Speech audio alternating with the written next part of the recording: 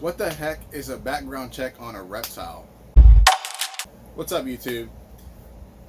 So let me just go ahead and get right into it. What is a background check? So when I talk about background checks for a reptile, especially for a reptile for your collection, I mean trying to get all the information about that reptile all the way from the time that it hatched until the time that you're about to get it. So that means finding out who produced it, finding out what the pairing was, finding out how old it is, finding out all that information so you can better understand the life of this reptile. So I actually have an example to go off of that I just found out today. I would say today is when I actually found out about this particular situation. So I have a snake that I got secondhand from someone who didn't know any of the information. This is the first snake I've ever gotten.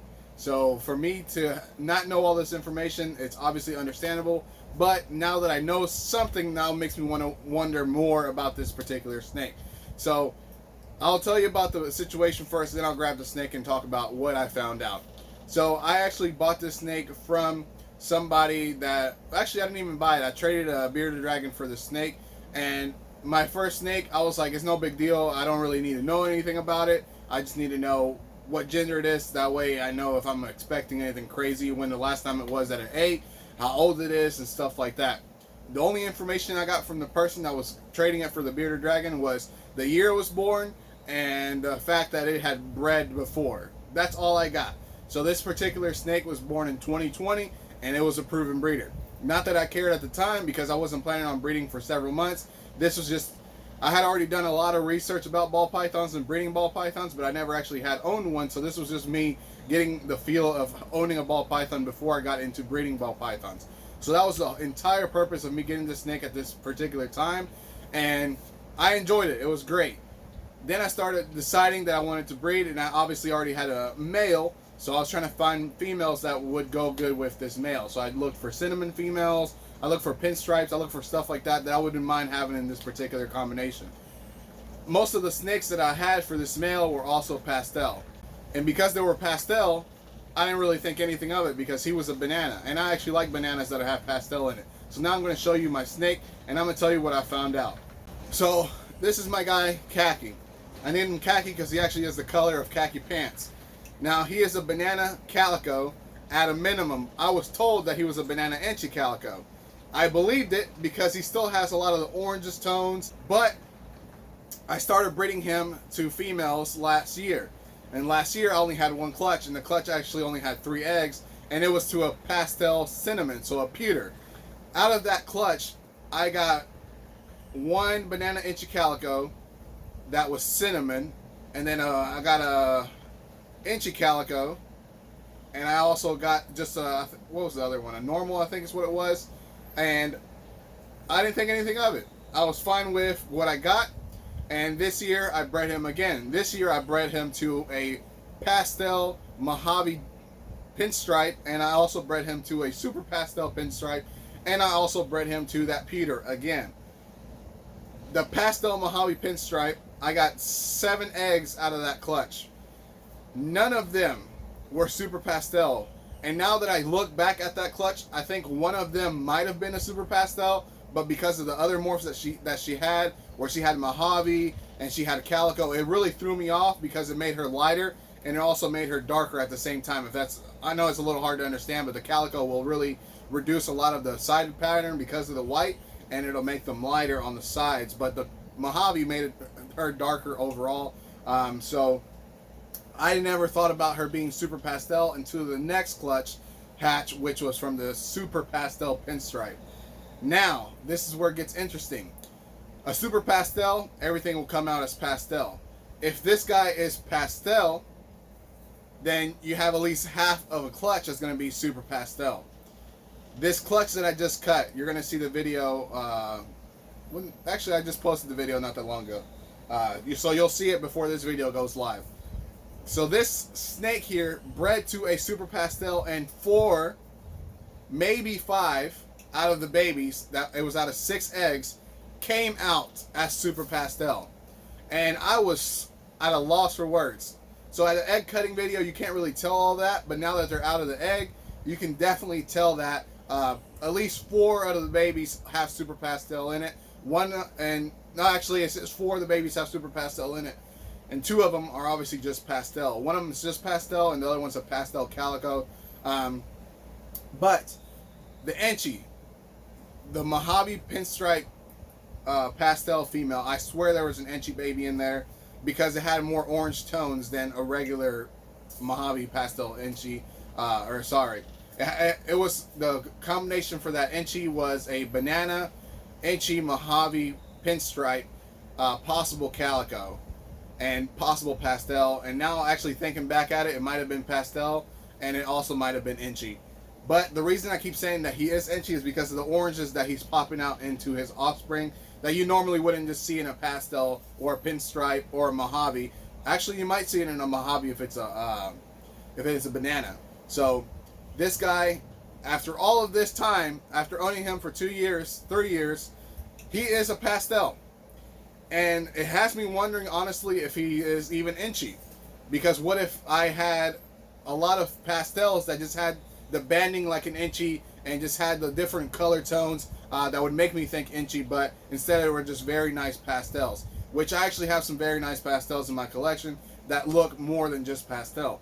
So, it really has me wondering, is this guy even Enchi? And this is why it's important to do a background check. Because a background check would have got me the information of knowing where he was produced. And by knowing where he was produced, I could look back, even if it's just on Morph Market or reaching out to that particular breeder and asking them, hey, in 2020 you had bred for banana calicos. Do you remember what the pairing was? And if they're not a huge breeder, they might be able to tell you. But if they are, obviously that's going to be a little bit harder.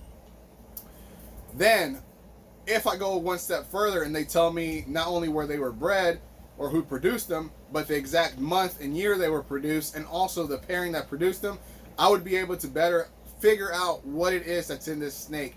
Because if they told me that the parents were a banana calico bred to an Enchi pastel, then I would know that there's a chance that this snake has all 4, versus now I'm still questioning if he even has Enchi. So for a minimum, at this point in time, he is a banana Enchi pastel.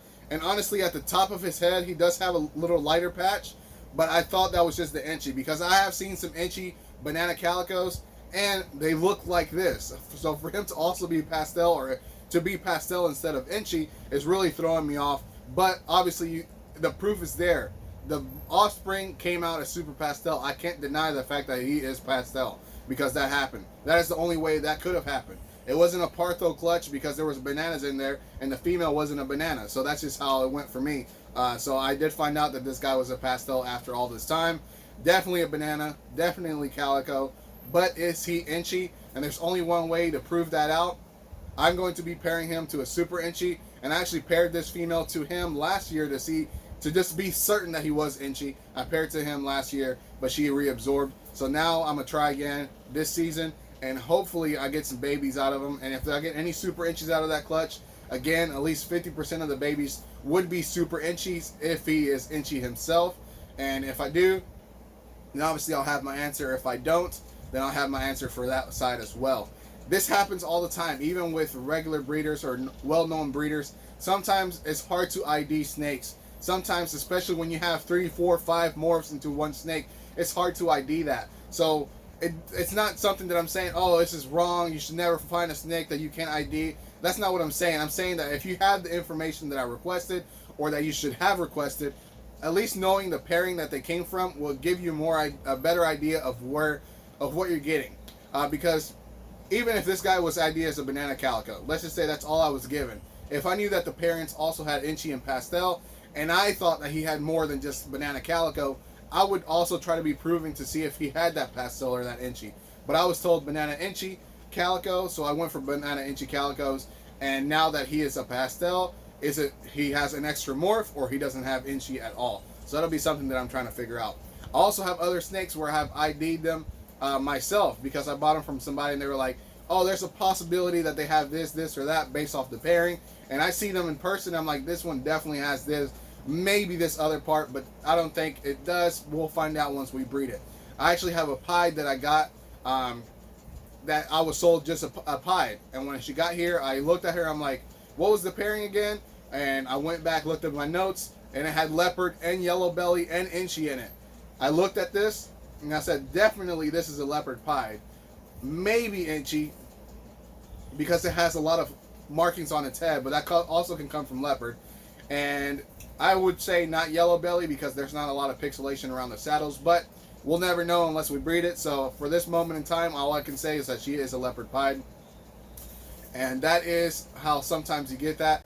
I also had another situation where I bought a leopard lemon blast exanthic VPI possible het pied, and I asked the person who produced this snake if it wasn't you, and they told me. I looked through Morph Market records, and obviously you can go back as long as the snakes weren't deleted or archived or anything like that. They will at least show up on there.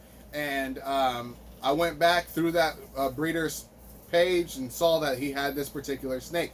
I read through the details, and it not only gave me the pairing, but for somebody to say possible het, there's 3 different levels of possible het. There's 66% possible het, there's 50% possible het, and then there's the possible het where one of the parents was possibly het as well. One of the parents was 66 or 50%, and we don't know if it passed on to the offspring or not. So that is the last possible het, which is like the lowest level. Is really just banking on the parents producing that particular morph or not, that particular recessive or not. So I looked through. This person told me, oh, well, I bought her as a 50% possible het pied. And I said, all right, well, this listing is saying that there was a pied in her clutch. So in order for a pied to be in her clutch, the parents both would have had to been pied or het pied. So that means at least 66%. And possibly, if one of the parents was a visual pied, obviously sometimes people just don't know the genetics, they could have been 100% het pied, but at a minimum 66% het pied. And that's just a little, obviously 66% to 50% isn't a huge difference, but it's a step in the right direction, right? You're trying to prove something out. So that 16% difference is obviously a little bit better, but you never know. She could prove out, she could not prove out. I actually just cut a clutch today out of a 50% het, and she proved out. And funny thing, out of the entire clutch, it was 4 eggs, and 3 out of the 4 eggs ended up being what she proved out to be for. So she was het for this particular recessive, and you'll find out on this week's egg cutting video. And as we're going through the year, just know there's a lot more consecutive egg cutting videos, like at least once a week, that you'll be seeing. Hopefully y'all like that. If y'all don't like the egg cutting videos, comment down in the section below and tell me you don't like them, or tell me you do like them, and tell me I don't know, just comment and let me know if you like what I'm doing or not. Also, there is a giveaway video up in the corner here. We're almost at 1,000 subscribers. Once we get there, I will be selecting 2 winners, and they can pick from any animal that I have for sale. And obviously there's criteria. Whenever I contact the winners, I'll tell them the criteria and all of that, but you do for sure have to pay shipping. And now, to get to the end of the video, make sure you do background checks on your snake. This guy is one of the most amazing snakes that I've owned. He was my first snake. He is prolific breeder for sure. And actually, from September to about 3 weeks ago, he did not eat, and it scared the hell out of me. But he's ate consecutively now, and he's actually on his 3rd meal. And he shed, he's pooped, he's back to normal. And I was telling myself that if he dies, I don't know what I would do, because this is my first snake. Obviously, I have like 60 other snakes, but just my first snake is a little bit more emotional, because obviously I don't want my first snake to leave me by dying. That's not something that I would want, obviously. So that's all I got for you today. As always, I appreciate it if you made it this far into the video. Don't forget to like, share, and subscribe, and hit that notification bell so you don't miss anything that I put out in the future. And as always, peace.